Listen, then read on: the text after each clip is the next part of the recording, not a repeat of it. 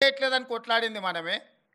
ఇవాళ ప్రభుత్వం ఒక క్యాలెండర్ డేట్స్ ప్రకారం గ్రూప్ 1 కానీ, డిఎస్సి కానీ, గ్రూప్ 2 కానీ, గ్రూప్ 3 కానీ పకడ్బందీగా ఒకదానికొకటి ఇబ్బంది జరగకుండా ఒక ప్రణాళికబద్ధంగా పరీక్షలు నిర్వహిస్తుంటే ఇప్పుడు ఆశ్చర్యకరంగా పరీక్షలు వాయిదా వేయండి అని కొట్లాడుతున్నారు.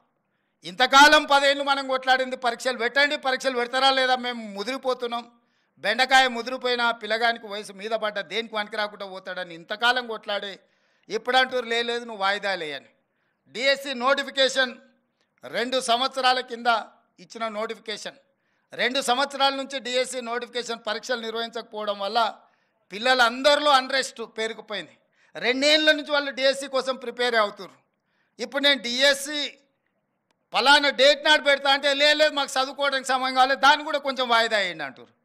అరే రామ, 10 ఏళ్ళు నోటిఫికేషన్ రాలేదన్నారు, 2 ఏళ్ళ కింద డిఎస్సి నోటిఫికేషన్ వచ్చింది, 2 ఏళ్ళ నుంచి వాయిదాలు పడుతూనే వచ్చింది, ఈ 2 ఏళ్ళలో పిల్లలు చదువుకోలేదా?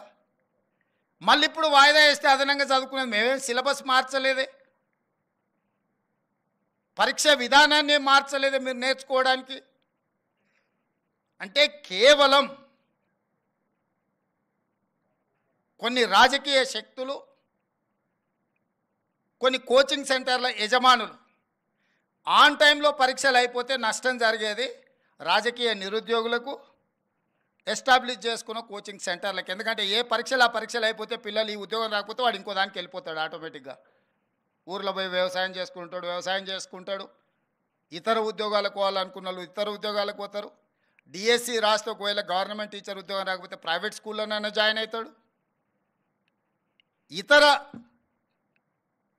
బాధ్యతలు, ఇతర ఉద్యోగ ఉపాధి అవకాశాలు చూసుకుంటే నష్టపోయేది ఎవరయ్యా అంటే ఈ లక్షలాది మంది నిరుద్యోగుల ప్రాతిపదికన కోచింగ్ సెంటర్లు పెట్టుకున్న వాళ్ళకి నష్టం.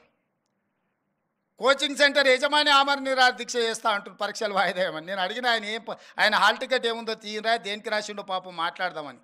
లేదు సార్, ఆయన కోచింగ్ సెంటర్ ఉంది, ఆయనకు 2 నెలలు పోస్ట్ పోన్ చేస్తే డిఎస్సి 100 కోట్లు లాభం వస్తుందంట, 2 నెలలు ఆయనకు 100 కోట్ల ఆదాయాన్ని మీరు దెబ్బతీసారట అని ఒక్క ఆయన గురించే చెప్పారు. ఇంకొక ఆయన దీక్ష కూర్చున్నాడు. ఏందే ఆయన మన పార్టీలో ఉండే మనటి వరకు ఆయనేం పరీక్షలు రాస్తున్నాయనంటే నువ్వు పార్టీలో ఏం ఉద్యోగం ఇవ్వలేదంటే సార్ ఇప్పుడు నిన్ను గిల్లడమే ఆయన పైన అంటే అందుకే ఆయన దీక్ష కూర్చున్నాడు సార్ అన్నాడు. ఇంకో పిల్లగాడు కూర్చున్నాడు గాంధీ హాస్పిటల్లో చేరాడు. అరే పాపం నాకు తెలిసినోడే పిల్లగానికి ఏమన్నా కానీ ఏం పరీక్ష రాస్తుండే, అవసరం అయితే స్పెషల్ కోచింగ్ అని ఇప్పిద్దామంటే ఆయన ఏం పరీక్ష రాస్తున్నాడు సార్, ఆయనకు లీడర్ చెప్పినట్టు నువ్వు చేస్తే బాగా పేరు వస్తుంది, నీకు నేను చూసుకుంటా పో అని. నిన్న మన 3 దీక్ష చేస్తే 3 గురించి వివరాలు తెప్పించినాను. ఆ 3లో ఏ ఒక్కడు కూడా ఏ పరీక్ష రాస్తలేడు.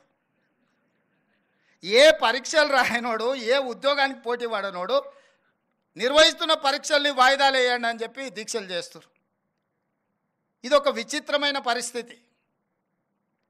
అదేవిధంగా జాబ్ క్యాలెండర్ ప్రకారం జాబ్ క్యాలెండర్ రేపు అసెంబ్లీలో డిక్లేర్ చేస్తా అని చెప్పిన. ఇంతకుముందు 10 ఏళ్ళు ఏ పొజిషన్లో అయినా గ్రూప్ 4 కావచ్చు, గ్రూప్ 3 కావచ్చు, గ్రూప్ 2 కావచ్చు, గ్రూప్ 1 కావచ్చు, ఆర్ అదర్ డిఎస్సి కావచ్చు, పారామెడికల్ కావచ్చు, గురుకుల్ కావచ్చు, లేకపోతే పోలీస్, దాంట్లో ఎప్పుడు ఉద్యోగ నోటిఫికేషన్లు వస్తాయో ఎప్పుడు నియామకాలు జరుగుతాయో తెలియదు.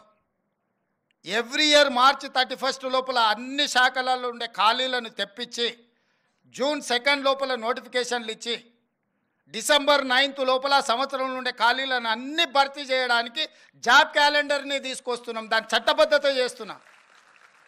ఎవ్రీ ఇయర్ ఎందుకు మీకు యూపీఎస్సీ రిజల్ట్స్ వస్తాయి.